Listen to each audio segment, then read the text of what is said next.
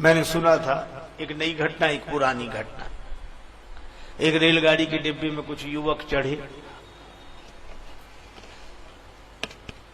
Express train, एक डिब्बा खाली, उसमें 16-17 बैठे और एक बूढ़ा आदमी पहले से बैठा था। वो अपना माला लिए सीताराम सीताराम सीताराम कर रहा है। अब वो तो लड़के, हे भगवान क्या नाम दिया है, लड़के जो कभी शांति से रहेंगे नहीं, इससे लड़के, उससे लड़के, जो मिले उससे लड़के लड़के।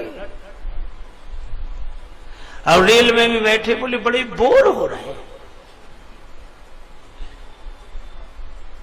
आस्था रही नहीं, विश्वास रहा नहीं, भजन भक्ति है नहीं, तो बोर ही होंगे।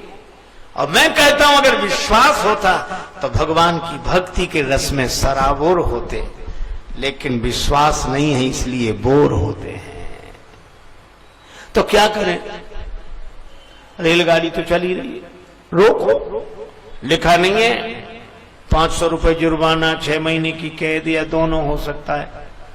तो कहा कि हम लोग 19-20 लड़के हैं, 500 रुपए नहीं जोड़ सकते। तो बोले पहले जोड़ लो फिर खींचेंगे जंजीर। 20 लड़के, किसी ने 100, किसी ने 200, किसी ने 500, किसी ने 50, 2000 रुपए इकट्ठे हुए और उन लड़कों में एक जो प्रमुख नेता था उसकी जेब में डाल दिए। वो बोला अब खींचो जंजीर, पहले तो लगेंगे नहीं पैसे, लगेंगे तो है तो हमारे पास। एक लड़का बड़ा चालाक, बोले अपना एक नया पैसा नहीं लगेगा। क्यों? बोले जंजीर हम खींचेंगे और नाम इस बूढ़े का लगा देंगे। अब वो बूढ़ा बेचारा अकेला बैठा, उसका इसका नाम लगा देंगे। तो बूढ़ा घबराया, उसने हाथ जोड़कर कहा कि बाबू हमने तुम्हारा क्या बिगाड़ा, काहे का हमारा नाम, भैया हमारा नाम ना लो, हमारा। बोले बड़ा मजा आएगा, ये गिड़गिड़ाएगा, बहुत अच्छा लगेगा, बहुत बढ़िया लगेगा। और जंजीर खींच दी, गाड़ी खड़ी हो गई, स्पेशल चेकिंग, वही लड़के बुला लाए, इधर आओ इधर। इस बूढ़े ने जंजीर खींची। अब बूढ़ा सोचे कि हम कितना भी कहें कि हमने नहीं खींची, तो ये 20 में अकेला,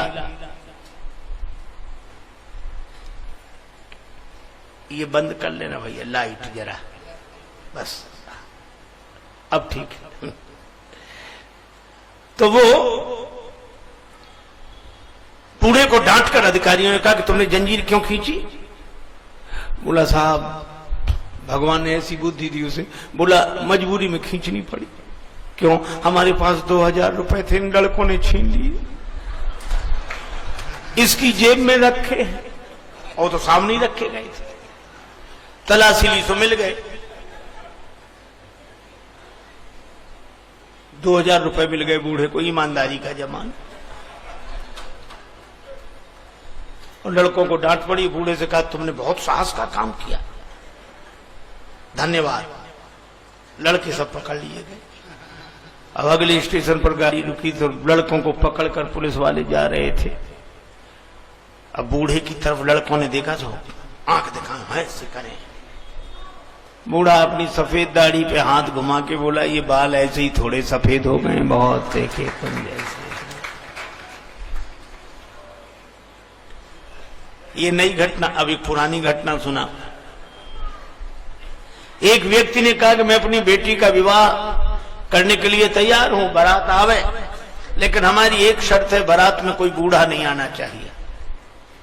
लड़के बोले बूढ़े करेंगे क्या जाकर, यही राम राम करो। कोई बूढ़ा नहीं गया, बारात जाने लगी। पर दूल्हे का जो नाना था बोला ना ना हम तो चलेंगे, ना ना।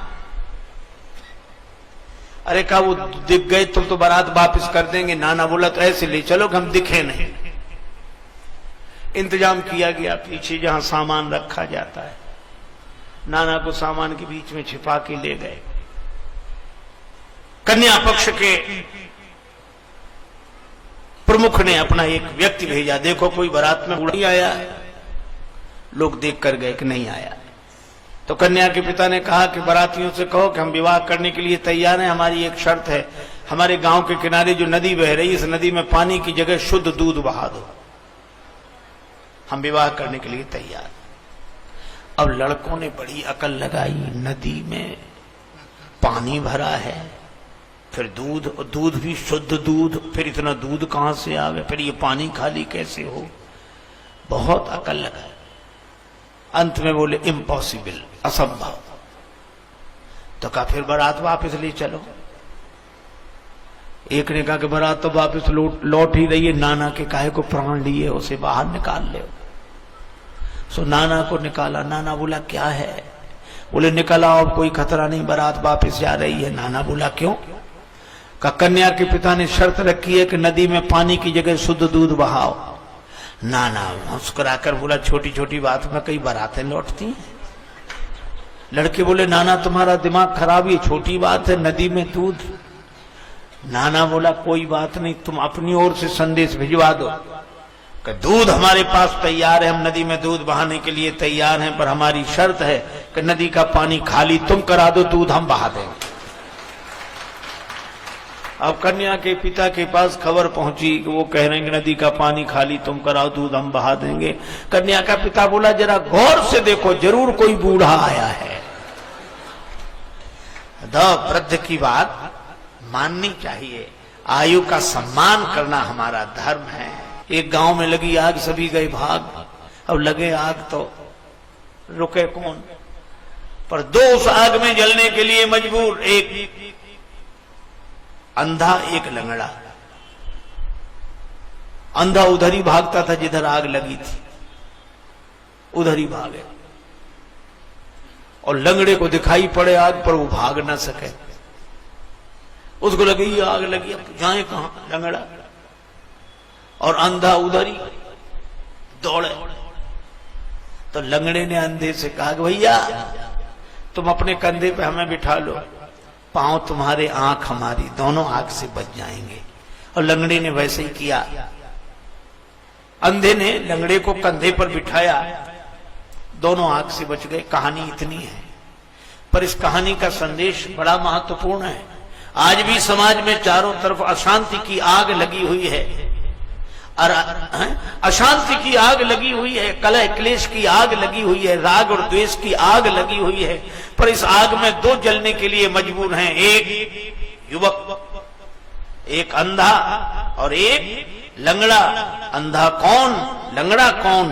अंधी जवानी और लंगड़ा बुढ़ापा। आज की अंधी जवानी और लंगड़ा बुढ़ापा। अंधा उधर ही भाग रहा जिधर आग लगी है, लंगड़ा भाग नहीं सकता। अगर आज ये अंधा लंगड़े को कंधे पर बिठा ले, आज की अंधी जवानी लंगड़े बुढ़ापे को कंधे पर बिठा ले, अनोखी आंखें वृद्ध की हों और उत्साह के चरण युवक के हों, तो आज भी समाज इस अशांति की आग से बच सकता है।